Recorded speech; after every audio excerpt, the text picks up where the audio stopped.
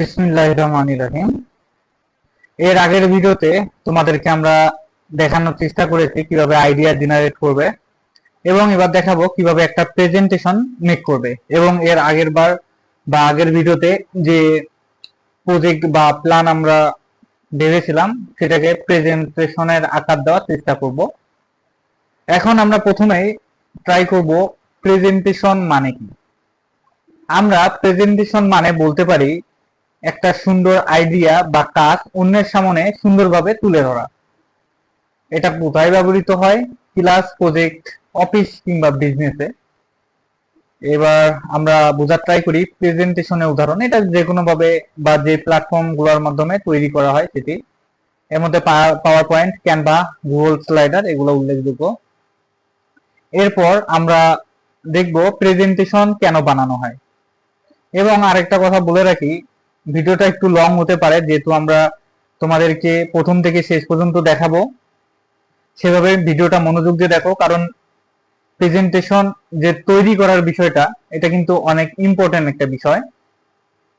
কারণ প্রেজেন্টেশন দেখাই কিন্তু তোমাকে তোমার যে অডিয়েন্স আছে বা বিচারক থাকবে ওদেরকে ইমপ্রেস করতে হবে, প্লাস বোঝার ধরনটাও।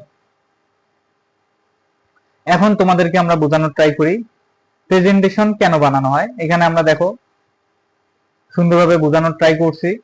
আইডিয়া, প্রজেক্ট সহজভাবে বোঝাতে, শ্রোতাদের আগ্রহ ধরে রাখতে, নিজের দক্ষতা তুলে ধরতে এবং টিম ওয়ার্ক বা লিডারশিপ প্রমাণ করতে। এখন একটা জিনিস ভাবো তো, আমি যদি এই বিষয়টা বা আমি তোমাকে এতক্ষণ যে বিষয়গুলো বুঝালাম এই জিনিসটা যদি আমি শুধুমাত্র একটা টেক্সটে লেখাতাম বা একটা নোটপ্যাডের মধ্যে দেখাতাম, বিষয়টা ভালো হতো? নাকি যেভাবে দেখাচ্ছি বিভিন্ন অ্যানিমেশন, বিভিন্ন আইকন, বিভিন্ন চিহ্নের মাধ্যমে, এটা ভালো হবে? এটাকে আমরা স্টোনোগ্রাফি বলতে পারি, অর্থাৎ বিভিন্ন চিহ্ন বা চার্ট বা যে কোনো চিত্রের সাহায্যে আমরা সহজেই একটা কঠিন বিষয়কে সহজে উপস্থাপন করতে পারবো। এটি হচ্ছে প্রেজেন্টেশন। এরপর আমরা দেখব যে সফটওয়্যার চ্যালেঞ্জ বা কম্পিটিশন কি। অনেকে বুঝতে পারো নাই, আমরা এটা বোঝার এবার চেষ্টা করি।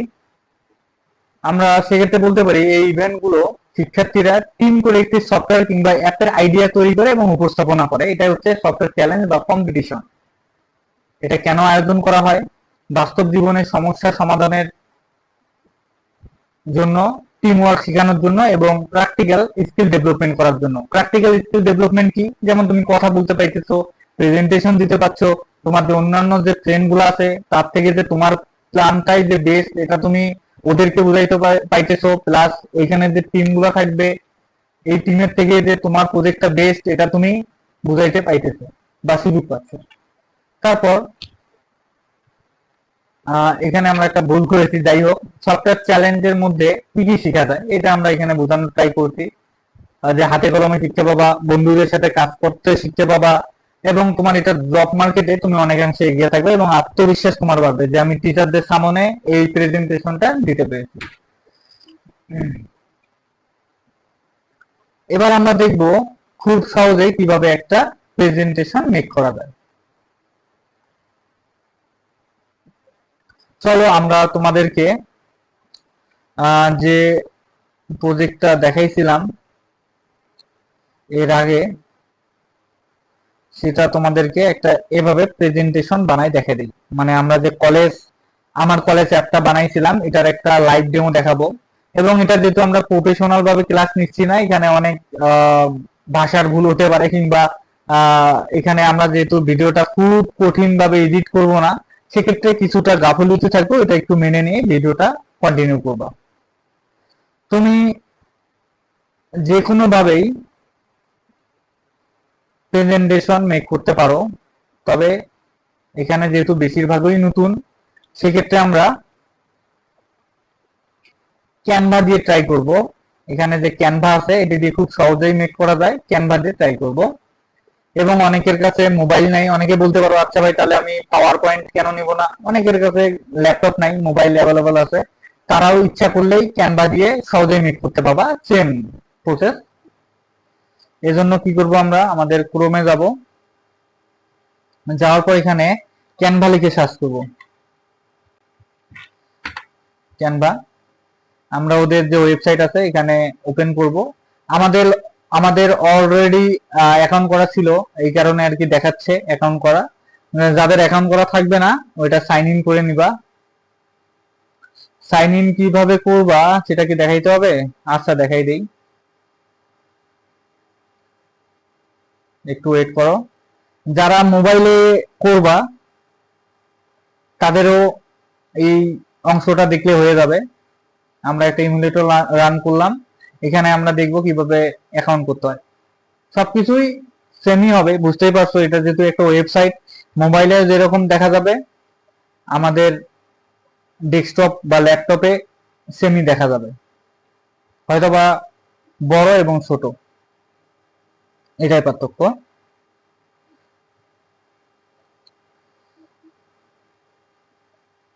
যারা মোবাইলে করবা একটু ওপেন হইতে টাইম লাগতেছে। এখানে সার্চ বার তোমার যেটা আছে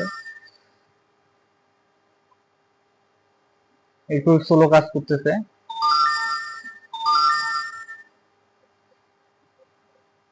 সরি, ফেসবুকে ঢুকে গেছে। এখানে তুমি ক্যানভা, আমি আগেই সার্চ করছি, ক্যানভা সার্চ করবা। মানে এটা মোবাইল ডেস্কটপ সবকিছুর জন্য সেম, যেহেতু আগে বলেছি সবকিছু সেম। এখানে সাইন আপে ক্লিক করবা, এরপর এখানে log in with Google, Facebook, email, তুমি গুগল দিয়ে করার ট্রাই করবা কিংবা মেইল দিয়ে করার ট্রাই করবা। তারপর এখানে যে তোমার মেইলটা আসবে এভাবে কন্টিনিউ করে অ্যাকাউন্টটা খুলে নিবা। তারপর এখানে যে বিষয়গুলো বলে এগুলো স্পিকও করতে পারো ইচ্ছা করলেই। স্পিকিং করলাম, দেখো আমাদের অ্যাকাউন্ট কিন্তু ক্রিয়েট করা শেষ। এই ইন্টারফেসটা এখানে, এটা কিন্তু একটা ইমুলেটর, এটা কিন্তু একটা মোবাইলের মতোই, মোবাইলে যেভাবে আসবে এখানে জাস্ট ডিসপ্লেটা হয়তো বা বড় হয়ে যেতে এতটুকুই। এখানে যে ইন্টারফেস, আমার দেখো ডেস্কটপের ইন্টারফেস কিন্তু সেম, এটা কিন্তু লক্ষ্য করো। এখানে হয়তো বা একটু কম বেশি আছে, আমার এখানে একটু প্রিমিয়াম নেওয়া আছে তো এখানে হয়তো বা এই জন্য একটুখানি কম বেশি আছে। এখান থেকেও তোমরা সেম ভাবেই মেক করতে পাবা, সেম বিষয়গুলাই আছে এখানে। এবং তুমি যদি এখানে দেখো একটা মোবাইলে হিসাব করলে সেম জিনিসগুলাই আছে, ঠিক আছে। তাহলে আমরা ডেস্কটপে দেখাই কিন্তু মোবাইলেও সেমই হবে। আমরা তোমাদেরকে বোঝাই দিচ্ছি মোবাইলেও সেম হবে, জাস্ট হয়তো বা একটু পরিশ্রম করতে হবে। বা তোমরা এখান থেকে যে ডেস্কটপ মুডটা আছে এটা অন করে নিবা, এই যে ডেস্কটপ সাইজ যেটা আছে এটা অন করাই নিবা। তাহলে হুবাহু আমাদের কম্পিউটারে যেমন বা ডেস্কটপে বা ল্যাপটপে যেমন তেমনই দেখতে পাবা, ঠিক আছে। এটা তাহলে ক্লোজ করে দিলাম। আমরা এখন ল্যাপটপের স্ক্রিনে বা ডেস্কটপের স্ক্রিনে দেখব। প্রেজেন্টেশন মেক করার জন্য তোমাকে প্রথমে এখানে যে সার্চ বারটা আছে এখানে প্রেজেন্টেশন লিখে সার্চ করতে হবে, বা এখানে ক্রিয়েট প্রেজেন্ট যে বিষয়টা আছে এখানে ক্লিক করার পর দেখবে প্রেজেন্টেশন, এখানে একটা অপশন আছে, এখানে ক্লিক করবা। তারপর দেখতে পাবা এখানে অনেকগুলো টেমপ্লেট আছে। টেমপ্লেট কি, এখানে অলরেডি কাঠামো দেওয়া আছে, জাস্ট তুমি টেক্সট গুলা চেঞ্জ করবা। একটা মজার কাহিনী শেয়ার করি, সেটা হচ্ছে ভিডিওটা কমপ্লিট হয়েছিল কিন্তু ভয়েসটা রেকর্ড হয়নি, মাইক্রোফোনের চার্জ শেষ হওয়ার কারণে অফ হয়ে গিয়েছিল। আবার ভয়েস কভার করতেছি, একটু মিলাই নিবা কষ্ট করে। এখানে দেখতে পাচ্ছ যে এখানে বিভিন্ন ডিজাইন অলরেডি তৈরি করা আছে, বিভিন্ন কোম্পানি অলরেডি ডিজাইন তৈরি করে রেখেছে, জাস্ট ভিতরে টেক্সট বা পিকচার এগুলা চেঞ্জ করবা। দেখো আমার এই থিমটা ভালো লাগছে, আমি এই কারণে এটা নিলাম। এখন এই থিমটা এডিট করব আমরা, জাস্ট এর ভিতরে যে টেক্সট গুলা আছে এগুলা চেঞ্জ করব এবং যে পিকচার গুলো আছে এগুলা চেঞ্জ করে আমরা একটা প্রেজেন্টেশন, একটা প্রফেশনাল প্রেজেন্টেশন তৈরি করব।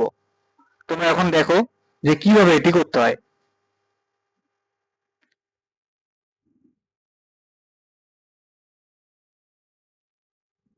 এখানে যে হেড বা বড় লেখাটি দেখতে পাচ্ছ, এখানে আমাদের যে প্রজেক্টের নাম আছে সেটি দিব, এটি কভার পেজ হিসাবে রাখবো এবং বাকি যে ডিজাইন গুলো আছে এগুলো সেম রাখবো। এখানে দেখতে পাচ্ছ যে আমাদের কলেজ অ্যাপ, এটা হচ্ছে আমাদের প্রজেক্ট নেম, আমরা এখানে এটি দিব।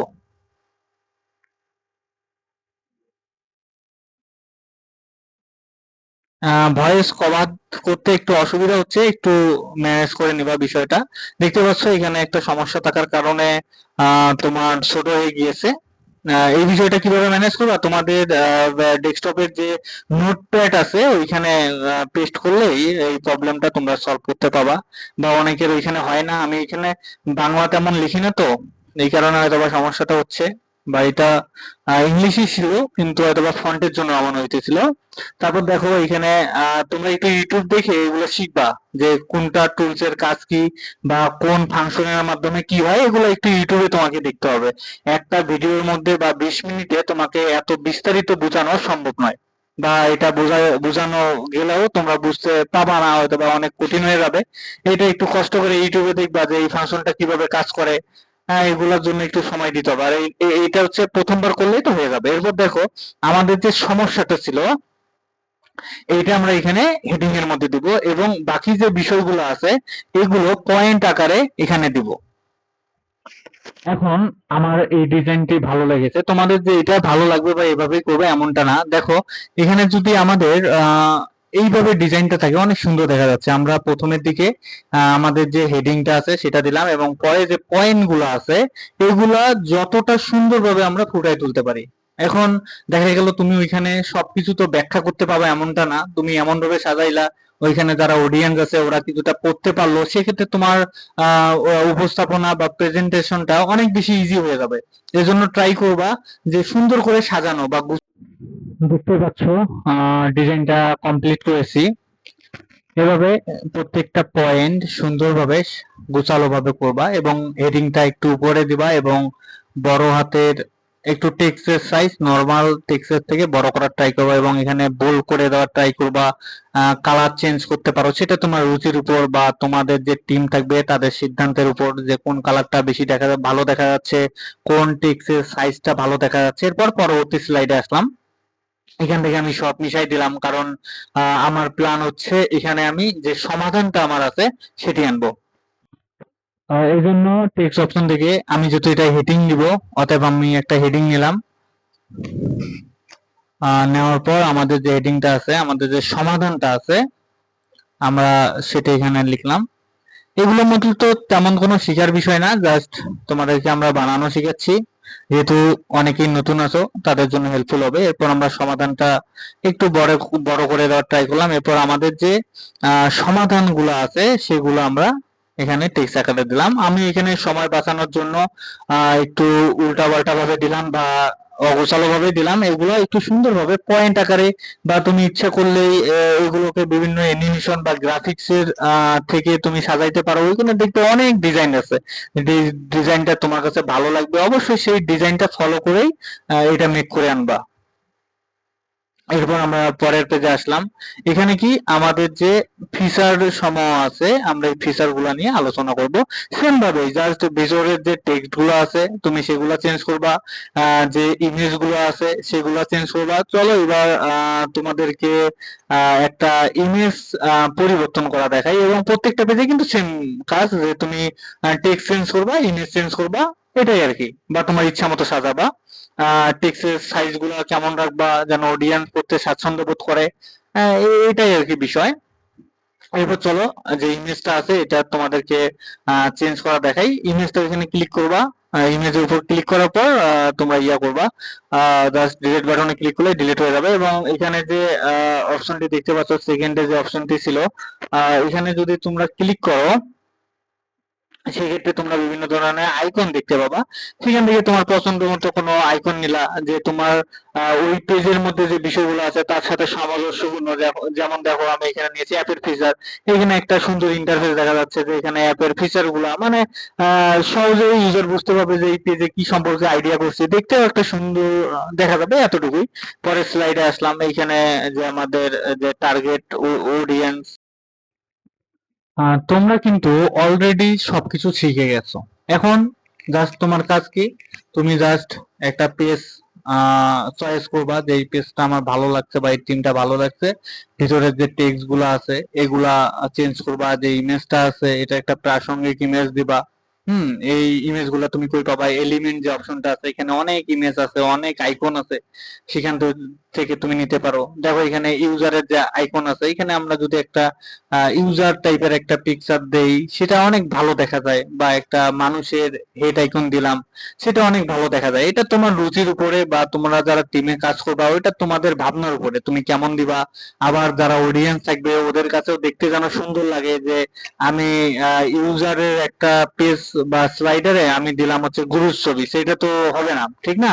সেক্ষেত্রে কি তোমাকে ইউজার বোঝাচ্ছে এমন টাইপের দিবা, যে তোমার অডিয়েন্স যেন বুঝতে পারে যে তুমি এইখানে যে টার্গেটেড ইউজার আছে ওদের নিয়ে কাজ করছো। মূলত বিষয়টা এইখানেই, যে কি জাস্ট ভিতরের যে টেক্সট গুলো আছে বা ইমেজ গুলো আছে, এগুলো তুমি চেঞ্জ করবা। সেটা কিভাবে করবা, তুমি কিভাবে তোমার রুচিতে আটকাবে, তোমার কাছে কোনটা ভালো লাগে বা তোমার কাছে মনে হয় যে ইউজারের কাছে এটা ভালো লাগবে, সেভাবে সাজাবা। এখানে কোনো বাধ্যবাধকতা নাই।